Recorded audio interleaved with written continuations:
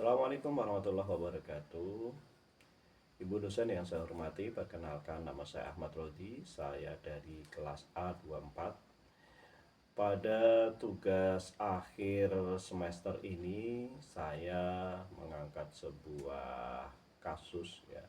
Saya mengajar di sebuah madrasah, di Madrasah Ibtidaiyah Miftahul Ulum Pancur 3. Saya sebagai saya sebagai wali kelas di kelas 6.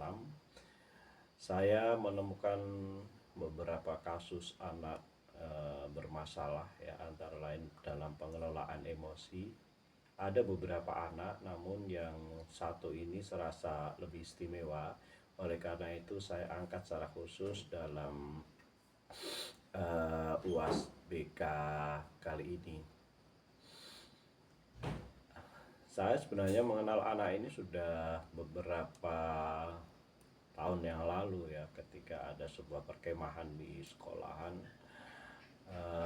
Anak ini tantrum dan ngamuk, kemudian sempat saya tenangkan. Akhirnya saya sempat berbicara dengan orang tuanya, jadi saya sudah mengenal anak ini sejak beberapa tahun yang lalu. Ketika naik kelas 6, saya jadi wali kelasnya dan saya lebih instan untuk mendampingi anak ini. Namanya Afrizal Rifki Rifani, atau biasa saya panggil Fani. Perilakunya masih kurang lebih sama ya dengan beberapa tahun yang lalu. Itulah yang menyebabkan saya ingin secara intens mendampinginya. Beberapa bulan yang lalu itu sempat sampai ada kasus bullying gitu ya, sama adik kelas, sampai korbannya itu hampir seminggu tidak masuk kelas. Kemudian secara intensif saya tangani. Sebenarnya anak ini anak yang baik dan kemampuan memimpinnya juga bagus. Dia bisa mempengaruhi teman-temannya gitu. Cuma memang ada perilaku ini ya, gangguan emosi. Kalau menurut saya akar masalahnya itu kemampuan dia dalam mengelola emosinya itu yang kurang bagus ya. Saya dampingi anak ini, saya dekati secara intens, saya ajak. Kebetulan di sekolah saya itu ada ruang multimedia ya, di sana ada banyak komputer, terus tidak banyak orang di sana. Ya, saya ajak bicara hati ke hati, masalahnya apa dan lain sebagainya. Ya, 1-2 kali pertemuan memang belum bisa mengungkap ya sebenarnya apa yang terjadi, kenapa, apa yang menyebabkan. Tapi ya saya pelan-pelan sambil ya bermain dulu, sambil saya nyalakan komputer, kemudian saya ajak main dulu, dia nonton apa dulu yang dia suka. Akhirnya mulai bercerita dan pelan-pelan saya juga dampingi. Saya carikan cerita-cerita Islami, saya carikan berita-berita bagaimana akibat bullying dan lain sebagainya, bagaimana dari sisi korbannya. Saya ajak anak ini untuk berempati kepada korbannya yang dia isengi dalam tanda kutip. Beberapa waktu kemudian saya juga memanggil orang tuanya. Kebetulan mau datang, ayahnya yang datang ke sekolahan. Di ruang kepala sekolah saya sempat diskusi banyak, dan orang tuanya juga memang sudah, dalam bahasa awamnya itu sudah menyerah ya dengan anak ini.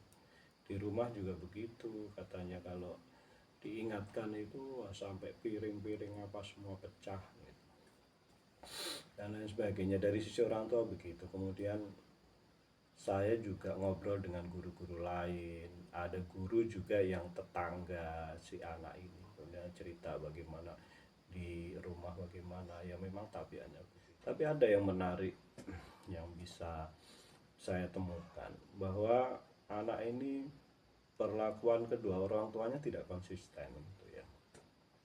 Jadi si ayah ini memang cenderung keras mendidik anak itu, sehingga cenderung keras, dan karena keras kemudian si anak ini takut dan biasanya itu berlindungnya ke ibunya. Jadi ibunya ya karena seorang ibu dia melindungi gitu ya. Dari sisi itu baik, tapi dari sisi pengasuhan itu menjadi ada kontradiksi gitu, ada tidak kesamaan perilaku gitu. Sehingga saya menduga ini menjadi penyebab ya, penyebab sehingga masalah ini berlarut dan tidak terselesaikan. Kepada ayahnya saya bilang memang model si anak ini tidak bisa kalau diperlakukan dengan keras, dengan pukulan, dengan apa itu tidak akan bisa ya, karena anak ini ya mungkin karena perlakuan itu yang sekian lama gitu ya, anak ini semacam protes gitu, dia tidak terima diperlakukan seperti itu. Saya beri pengertian orang tuanya, ayahnya waktu itu, dan saya sampai bilang kalau memang tidak ada salahnya Bapak minta maaf, barangkali perlakuan selama ini mungkin ada yang dianggap tidak cocok oleh anak, meredahlah, kita minta maaf, mudah-mudahan ini bisa meluluhkan hati anak dan nanti bisa patuh, saya bilang, dan sebagainya. Pokoknya intinya saya mengajak untuk kita sama-sama lah. Jadi dari sisi perlakuan kita harus sama. Di sekolah ada aturan begini, sanksinya begini. Begitu juga di rumah ada aturan jelas begini, sanksinya begini. Selama berdialog dengan orang tuanya, kemudian ya Pak, saya akan berusaha.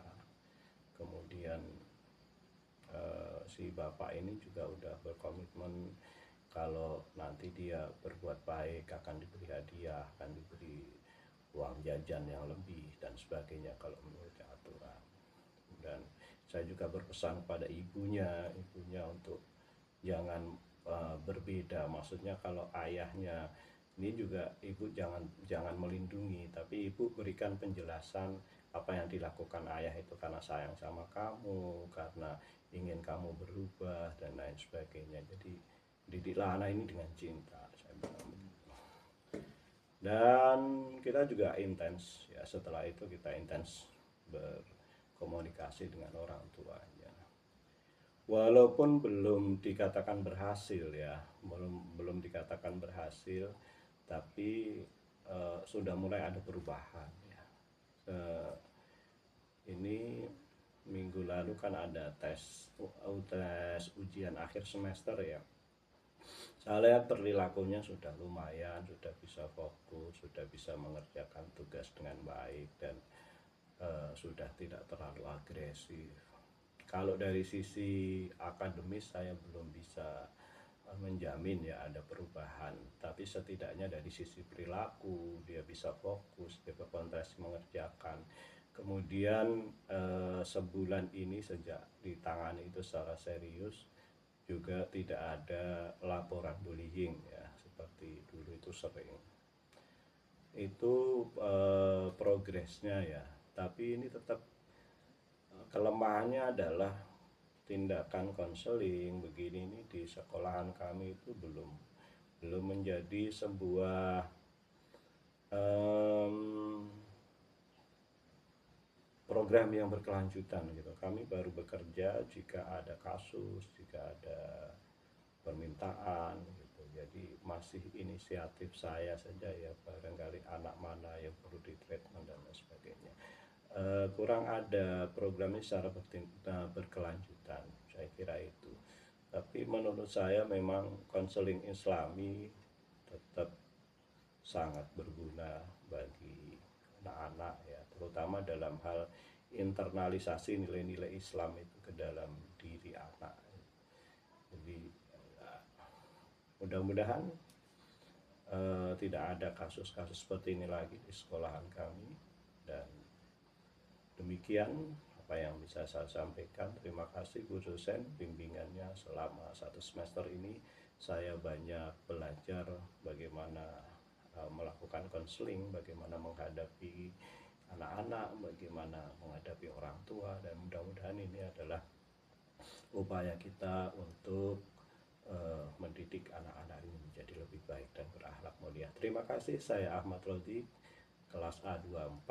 Assalamualaikum warahmatullahi wabarakatuh.